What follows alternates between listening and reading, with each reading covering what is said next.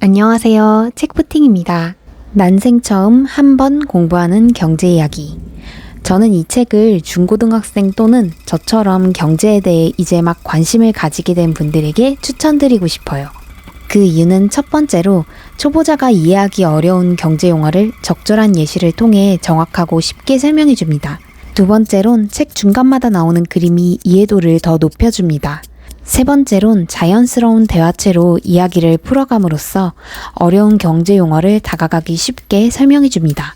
마지막으론 단원이 끝날 때마다 핵심적인 부분을 요약하여 정리해 주셨어요.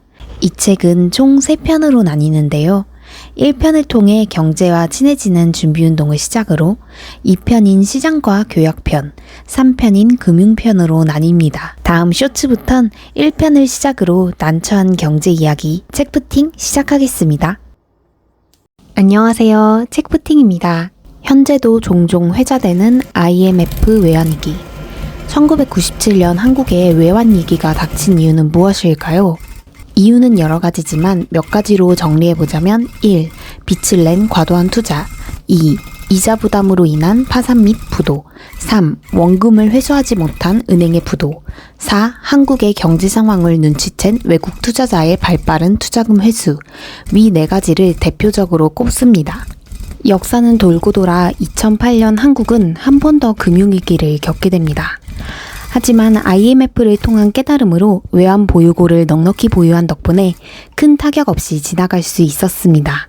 오늘은 난생 처음 한 번 배우는 경제 이야기 기본편의 내용 중 일부만 짧게 설명드렸지만 이 외에 주식, 채권, 금리, 환율, 물가에 대한 설명을 재밌고 이해하기 쉽게 책에 담아냈습니다. 안녕하세요. 책부팅입니다.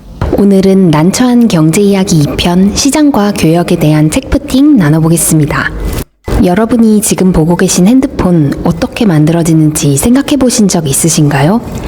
애플을 예로 들어보자면 센서는 대만, 칩셋 및 프로세서는 한국, 카메라는 일본, 가속도계는 독일, 조립은 중국 등 다양한 국가에서 상품을 만들어 공급하고 있습니다. 이렇듯 현재는 세계 각국의 무역을 통해 물품뿐만 아니라 기술과 지식도 교역하는 시대입니다. 하지만 이제는 무역이 단순 국가 간의 거래를 넘어 패권을 잡기 위한 공격 수단으로 사용되고 있습니다. 바로 관세를 통해서인데요. 때문에 이런 상황을 총칼을 들지 않은 전쟁, 즉 무역전쟁이라 표현합니다. 그 외에 책을 통해 자유무역, 보호무역, WTO 무역재판소에 대한 이야기를 아주 쉽게 정리했습니다. 1985년 9월 미국, 프랑스, 서독, 일본 등의 재무장관이 모여 달러 가치를 약하게 조정한다는 플라자 합의를 진행했습니다. 이러한 합의를 하게 된 배후에는 미국이 있었는데요. 그 이유는 달러가 세계에서 가장 많이 사용되는 화폐인 것처럼 일본이 엔화도 달러처럼 만들기에 기축화를 논하고 있었기 때문입니다. 플라자 합의 이후 일본은 어떻게 됐을까요? 첫 번째, 달러 가치 하락으로 인해 수출에 큰 타격을 입게 되었어요. 두 번째, 가치가 떨어진 달러 대신 높아진 엔화 환차익을 노리고 엄청난 외국 자본이 일본에 유입됐습니다.